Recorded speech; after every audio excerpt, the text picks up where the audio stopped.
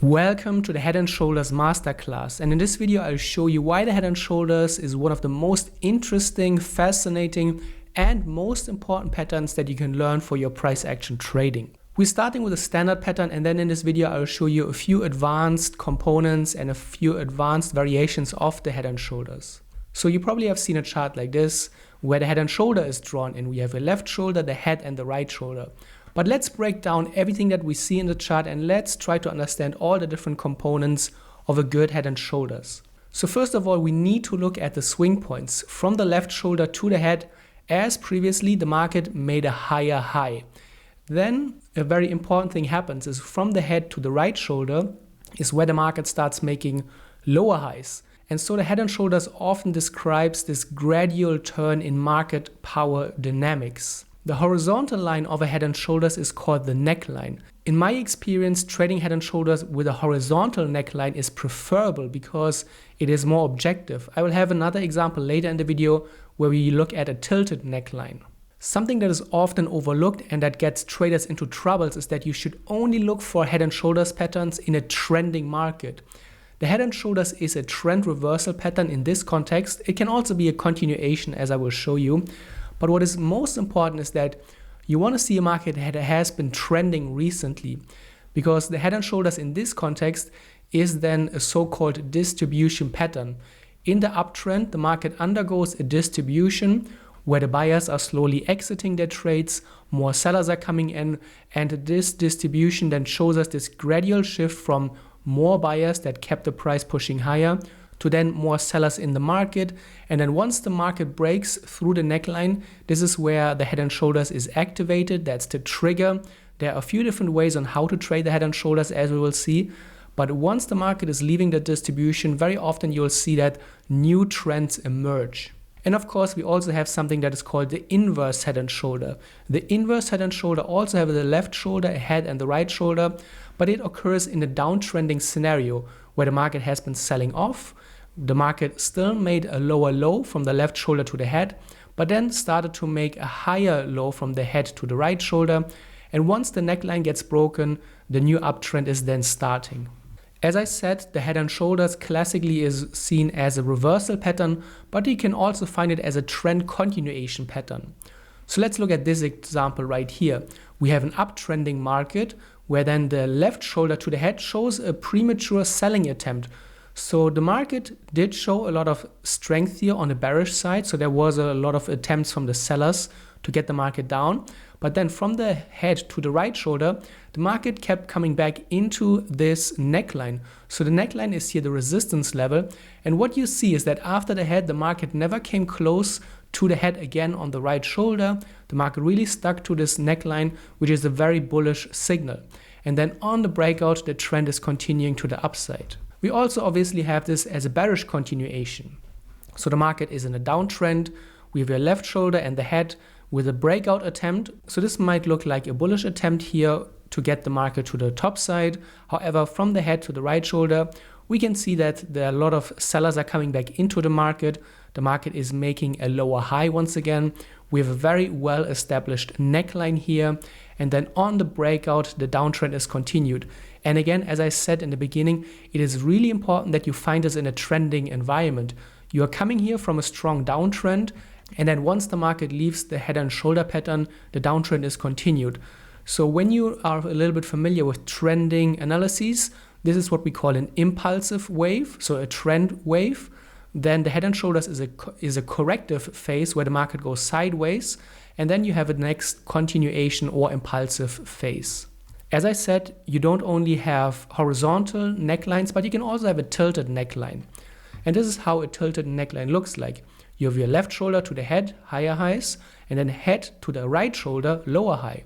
In this case, when we want to connect the right shoulder and the left shoulder, we have to use a tilted neckline to align those bodies and those patterns. However, in my experience and teaching traders for so many years, I have seen that a lot of traders struggle with trading trend lines because those tilted trend lines are more subjective. And that's why I would not recommend to look and to trade tilted necklines or trend lines in the beginning. What I would recommend is that on the left shoulder, you look for the lowest point here. So this is the lowest swing point. And instead of waiting for the market to only clear the neckline here, I would recommend to look for where's the market making a lower low. That is often a much better signal. So in that case, you can see this is the lowest point. The market is breaking it here.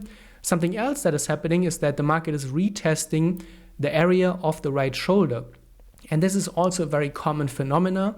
I will come back to this in a later part of this video because it's actually a great pattern that you can try to master.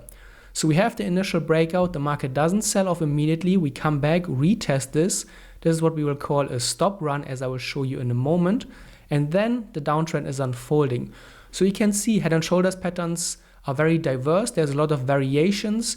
You can study head and shoulders for a long time and come across many different situations, and they're really fascinating. So let's try to look at the market structure, and let's come back to this concept of market reversals, distribution, and accumulations. So when we look at this chart, what can we see? Just looking at the trend structure. First, when we look at the highs, we can see that the market is only making higher highs. You can see that I draw it in red. Those are the higher highs. Then here, for the first time, the market is making a lower high. When we look at the lows, the market is only making higher lows, and the market has not made a lower low. The lower low is only created when the market breaks out through the neckline. And you can see this is not a perfect picture head and shoulders, and that's something that you should also look for in your charts. You will not always and you will not often find a perfect textbook head and shoulders, and you will find a lot of variations for head and shoulders patterns. The most important thing of a head and shoulders pattern is that you will see this gradual change from higher highs to then lower highs. That's the key of the head and shoulders. Then you have the breakout, the break of structure. So now the market is making lower lows. So we not only have our first, or you can even argue here, maybe that's the first lower high, but now you really have a lower low. And also one thing that you can see is that often on a good head and shoulders, when you see that the market has shifted from a buying surplus to a selling surplus, is that this initial break is really strong, and sometimes it will be too strong to trade it. What does it mean? If you chase this on the way down, and assuming you get in here on the low end of this candle, you're forced to use a stop loss that is above here, because on a head and shoulders pattern, when you trade the breakout, typically you want to have your stop loss somewhere up here. And if this happens, I would recommend that you wait. You don't chase the market, but you want to see a retest, something like this here. The market is coming often back to those necklines. Obviously, it doesn't happen 100% of the time, but it happens quite often and often enough that you can try to trade this instead of the initial breakout, and then the market rolls over. So this is also what we are referring to as a 1, 2, 3 pattern. It's one of the most important patterns that I also teach in the Tradecademy. Make sure to check the link in the video description below if you're interested in learning that. Let's take a look a little bit more about this stop run philosophy and how we can understand those retests. So we're looking here at a head and shoulders pattern. We have a left shoulder, a head and the right shoulder. We have a very well-defined neckline. We have a trending market that we're coming in. So all of the required components are present here. You have your breakout. The market is breaking the neckline. And what I've done in my trading over the years, in the beginning of my trading career, I was only trading breakouts, but I have seen the tendency of seeing those retests increase significantly over the last few years. So what I would do is I'm not trading the initial breakout, but I want to see the market come back into the head and shoulders pattern. And imagine you are trading here the short breakout. Where do you have your stop loss? The stop loss is somewhere probably here around the neckline. And that's why we refer to this as the stop zone. You want to see the market push back into the stop zone. And then what you want to see is a strong acceleration in selling. You really want to see that the market, after hitting the stops, is showing strong bearish signals. Here you can see we have a good sequence of bearish candles. This last final strong bearish candle is breaking here the lowest point.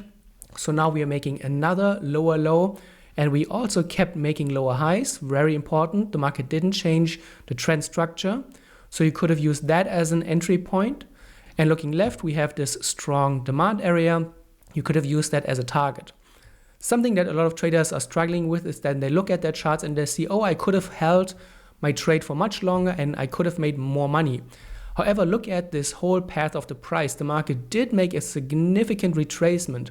And most traders wouldn't be comfortable and wouldn't be able to hold their profitable trade through a drawdown that would have reduced their unrealized profits by more than 50%. So go for what is safer. Obviously, nothing in trading is 100% safe, but look for the first reasonable target and don't beat yourself up if you see that you could have made more money. It's always better to go what is safe, and that's always in quotes. Let's look at the head and shoulders and how we can add another confluence, the confluence of location. So we're seeing here an inverse head and shoulder. We have the left shoulder, the head, the right shoulder. The market is in a trending environment. And what we see is when we zoom out is we see that the pattern, the head and shoulder here, is happening at a very important historic level. So this level has been resistance here, support, and support here.